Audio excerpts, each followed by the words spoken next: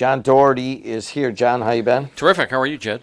I want to first congratulate you on a major milestone and that you have made it 40 years as a columnist with the Times. Way to go, man. Thank you. I appreciate it. It's partly thanks to you, because we thought we were going to be stopped at 39 and a half.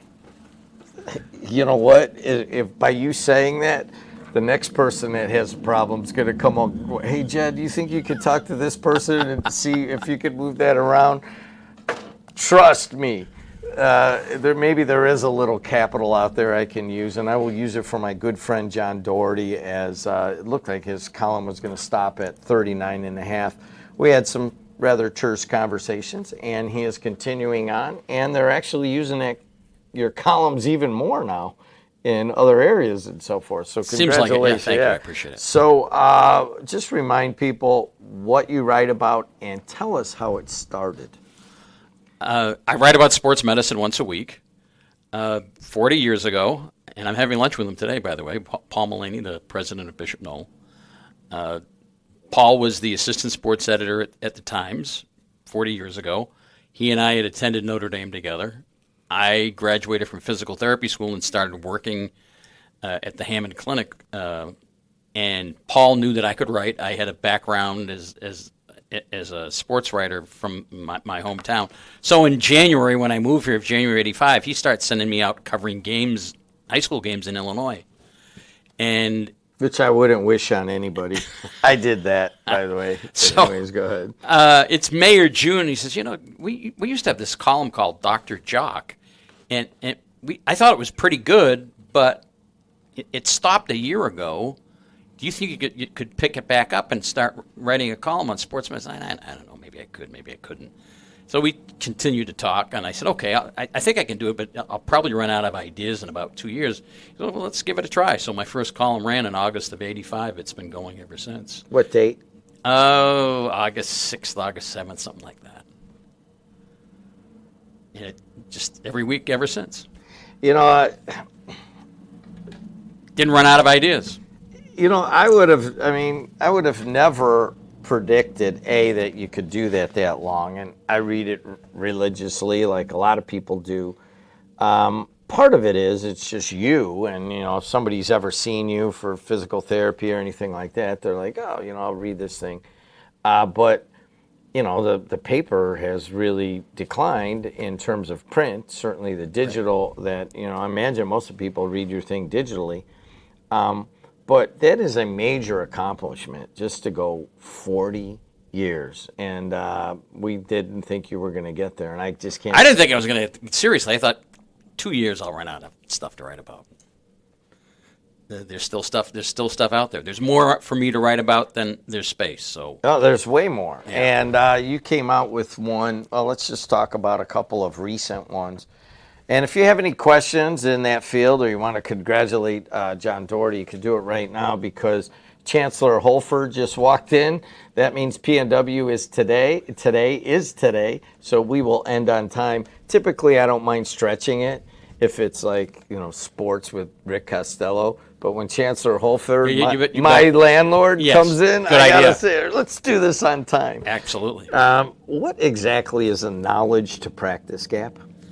It's a shocking thing. It was actually kind of triggered by something I wrote for another publication, an athletic training publication, just in the last month. The knowledge to practice gap is research determines that something is the best way to, you have a new treatment thanks to research, or you have a new technique thanks to new equipment in medicine. And you would think as soon as people find out about it, it would spread across the country. Well, it spreads across the country pretty slowly. It takes 17 years on average, from the time something is discovered, be it a cure, a medication, a new technique. On average in medicine, it takes 17 years from the time it is discovered to the time it becomes regular practice in medicine nationwide. So let's look at the concussion thing, because if you're in, athletic directors going to school, they should have been there a long time ago. But if you're an athletic director and you're going to school right now and you think of John Doherty, you think of concussions. I mean, that's what you kind of made your name on. And I tell the story of about, I would say it was about 15, whenever you left private practice and went with community and now it's thought I was Powers. nuts. And I told you, I go, man, I don't know what you were treating for me. I had all sorts of maladies. And I'm like, why would you do that, man? I mean, you have a thriving practice here. And I remember you said, hey, you know what? You're very passionate about concussions and the dangers, and that you thought you could make a dent in getting education out there and treatment. Have you done that? I think I have, yeah. All the schools in Northwest Indiana have some kind of almost all the schools have some kind of baseline concussion testing program. There are a number of concussion clinics in Northwest Indiana, not the least of which is ours at Community, which I have no doubt is the best. And that concussion clinic is busy. Now, the funny thing is, our concussion clinic at Community, we see lots and lots of athletes. We see way more non-athletes. When we started, it was all athletes, and now it's all sorts of concussions, which is really the way it should have been anyway. So we're going into two of the highest concussion sports right now. Right. You don't realize it, but soccer is very high on that list also, if not at the top at times. And of course, girls soccer in particular really rivals football. Why? The girls have weaker necks than the guys. Really? Yeah. So heading the ball, two people it's going. It's heading the ball and two people going for a ball and colliding head to head. And then you have football going on right now. Right. So we're doing 9 games tomorrow. Right. Believe it or not, I don't know how this happened, but it went. That's great. Last year, I think we had 3 on the first Friday, and now we got 9.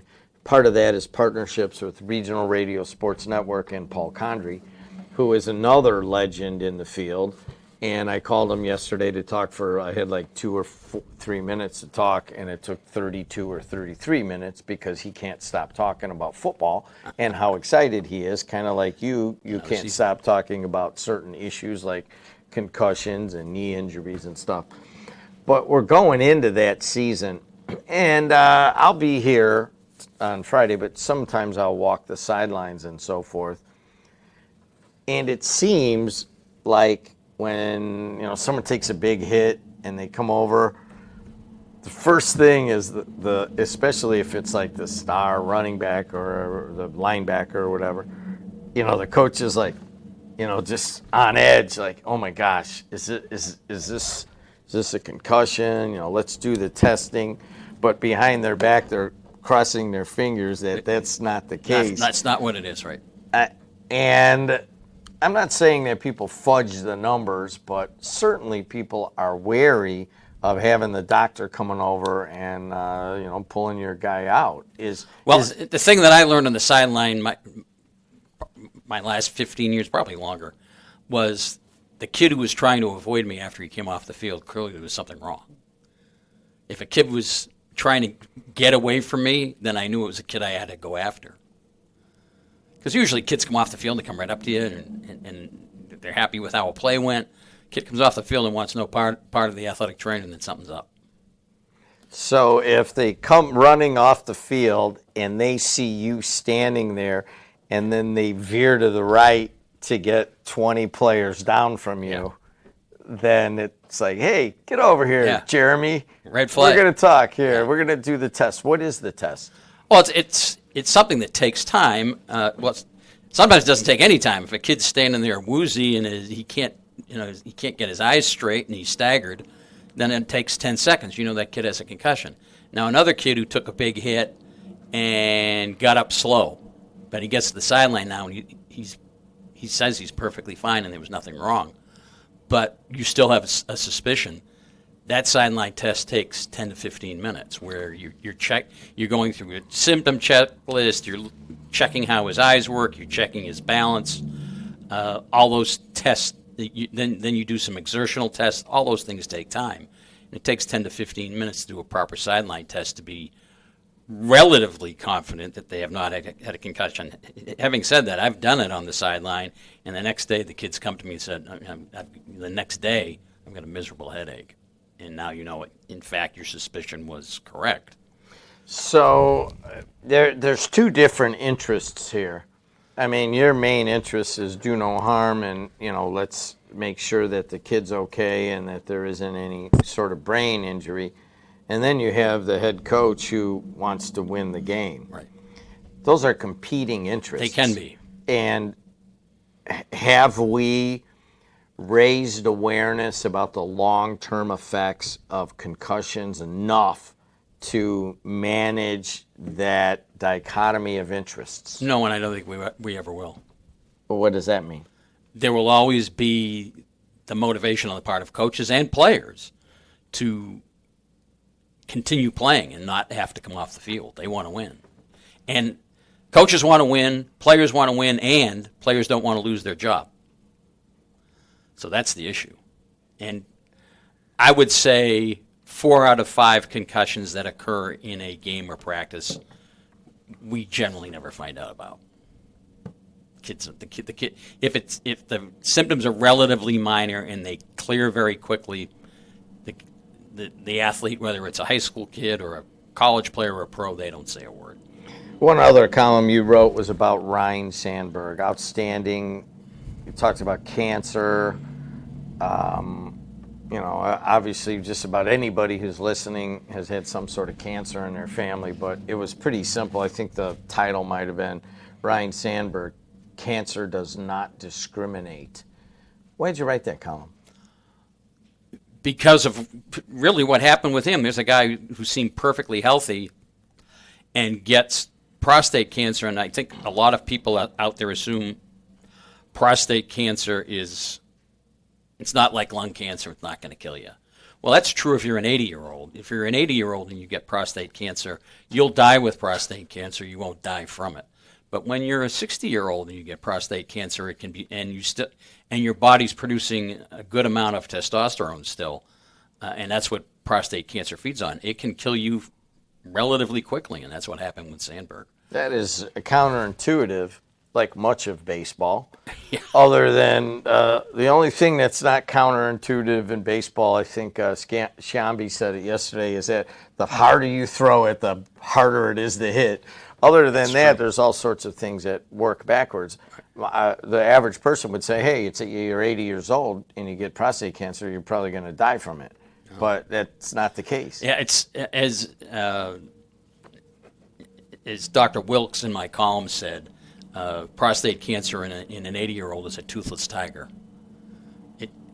You need to address it, but you don't need to worry about it a whole lot. He's John Doherty, 40 years writing for the Times and going strong and coming on here and discussing some issues in sports medicine. If you're catching this later, this was recorded on August 21st of 2025. Thanks for coming in. Thanks for having me. I want to say one more thing. Please pay attention to my column this week. Guardian caps do not work. Those helmet add-ons. The NFL released a study. They did it very quietly. There was no press release. And their own study showed, despite what they thought, the Guardian caps don't prevent concussion. Oh, that is so odd because you're watching all of this exhibition and practices. They all have them on. They all have them on. And the NFL has been saying, well, since we started wearing Guardian caps, concussions have gone down 50% in practice. They may have gone down 50% in practice, but their own study that they released on July 2nd with no press releases, no announcement, showed that the Guardian cap isn't the reason concussions have gone down in practice. They've gone down in practice because they don't hit as much.